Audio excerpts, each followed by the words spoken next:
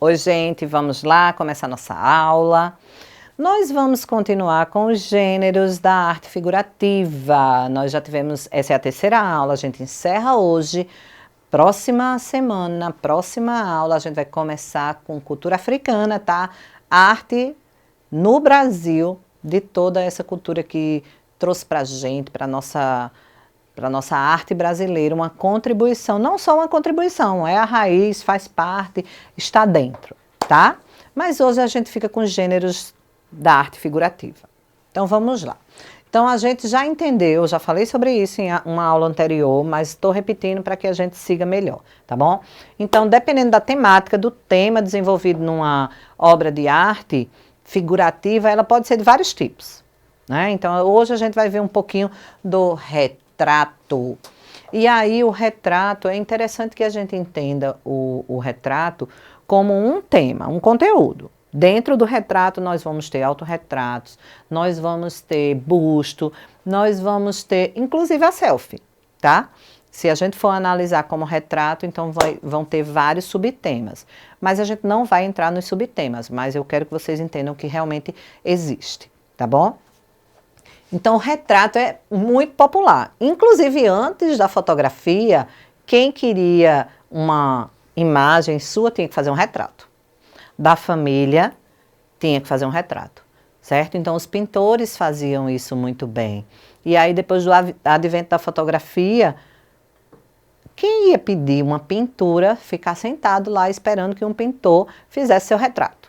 Né? Por isso que hoje muita gente chama, tira um retrato meu, é justamente porque é um gênero da arte figurativa, o retrato, certo? E aí, ele é muito popular e ele representa e faz parte da história, desde a antiguidade até os dias atuais.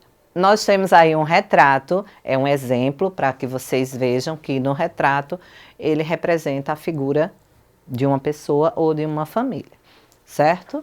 Então, vamos lá, seguir. Eu não poderia deixar de falar da nossa querida Mona Lisa, né? É querida porque ela faz parte da arte como uma representação aí de retrato para a humanidade toda, né? Só que a Mona Lisa é um estudo específico, que a gente não vai fazer hoje também, mas que vocês entendam como um retrato. Existem muitos enigmas, muitos livros, inclusive. Ela já foi roubada, já foi achada. Ela era da Itália, foi vendida para a França. A Itália tenta comprar, mas a França não vende.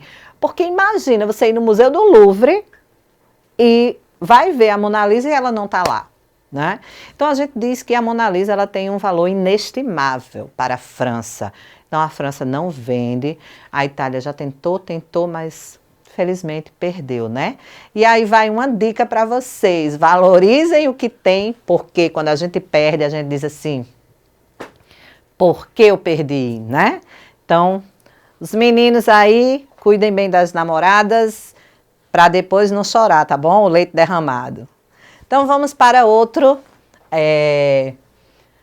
estilo, a paisagem.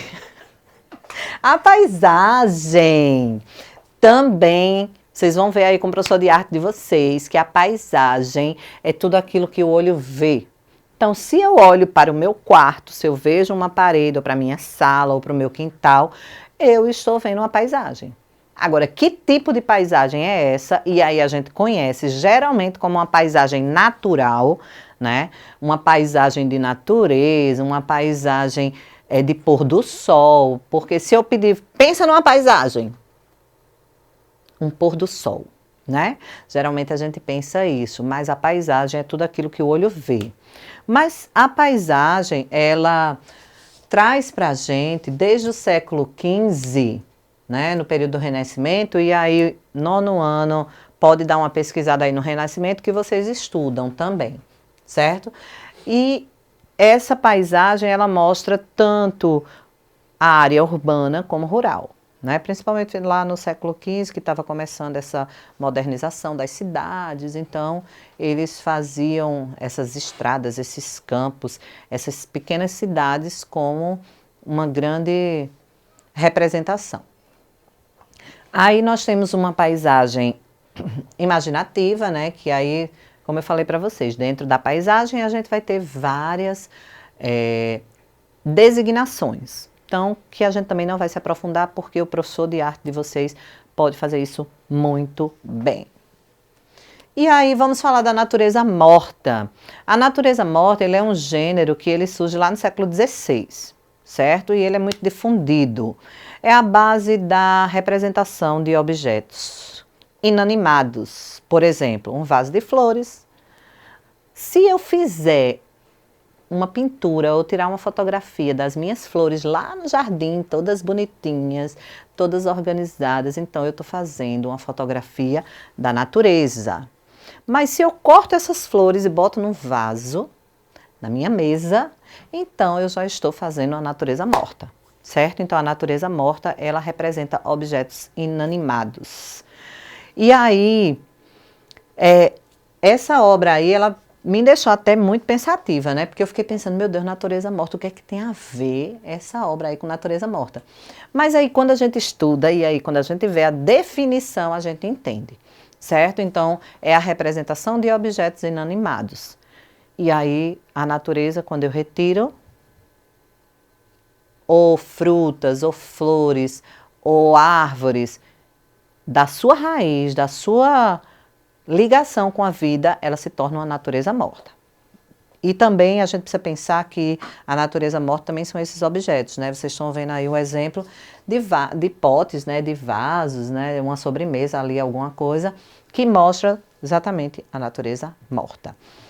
Também temos aí uma representação de natureza morta, porque eu não poderia deixar de mostrar frutas, né? Então, as frutas estão lá no pomar, bonitinha. Então, se eu tiro a fotografia, eu estou tirando a fotografia da natureza. Mas se eu retiro, coloco numa mesa, coloco em outro lugar, sem essa ligação, aí eu vou ter uma natureza morta. E vamos falar, hoje, acredito é o último gênero, vamos encerrar hoje, mas os nossos estudos não se encerram, gente. Por quê? Porque quando a gente faz a análise de uma imagem, quando a gente tem que fazer uma leitura visual, a gente precisa entender o que a gente está vendo, né? Isso já foi falado em uma aula, mas novamente eu vou estar sempre repetindo. Por quê? Porque nem tudo que eu estou olhando, eu estou vendo. Quando vocês têm uma prova para fazer e tem uma imagem, português eu acredito que faz muito isso, né? Então ela coloca lá uma imagem e coloca um texto. Você tem que ler a imagem e você tem que ler o texto. Então, a leitura da imagem é uma leitura visual e a leitura do texto é a leitura que a gente conhece como uma leitura padrão, né? Que a gente codifica letras, junta, transforma em frases, em textos, em orações, né? Isso aí a professora de português pode orientar muito bem. Mas quando a gente faz uma leitura visual, a gente precisa observar, pensar. Porque se eu vejo essa obra que eu estou mostrando para vocês aí, Impressão Nascer do Sol, quando eu faço a leitura e entendo que é uma marinha, que é um estilo do gênero figurativo, aí eu já digo assim, professora, é uma obra impressionista. Por quê? Porque eu já estudei o impressionismo. E o que é que o impressionismo trouxe de importante? Tirou o pintor de dentro das suas salas fechadas e colocou com a luz do sol. Então ele começou a pintar, a ver que a natureza, que a vida. Se eu pintasse uma árvore de manhã, eu ia usar determinadas cores. Se eu pintasse à noite, ia ser totalmente diferente, né? E dentro do ateliê fechado, ele pintava uma árvore daquele jeito, qualquer hora do dia, né? Então a luz, o estudo da luz que vocês vão ver lá em física, né? Nono ano, ensino médio, vocês vão fazer esse estudo da luz, das cores na aula de física. E na aula de arte também é necessária, tá? Então pensa aí, organiza o conhecimento, porque eles vão estar sempre ligados. Muitas vezes eu vejo assim, mas para que arte? Se a gente prestar atenção, a arte vai estar em vários e vários momentos da nossa vida e ainda mais, ela vai estar em nós. Como é que a gente produz, como é que a gente trabalha, como é que a gente enxerga essa arte, né? Por quê? Porque é nossa, está aqui dentro de mim. Então eu preciso conhecer, entender e valorizar, né? Então a nossa marinha aí, ela surge lá no século XVI e ela traz geralmente imagens de barcos, de mar, de praias, que aí vocês vão estar também estudando dentro da arte como o estudo da luz, né? Então, atividade para vocês vão pensar aí, olhar outra coisa.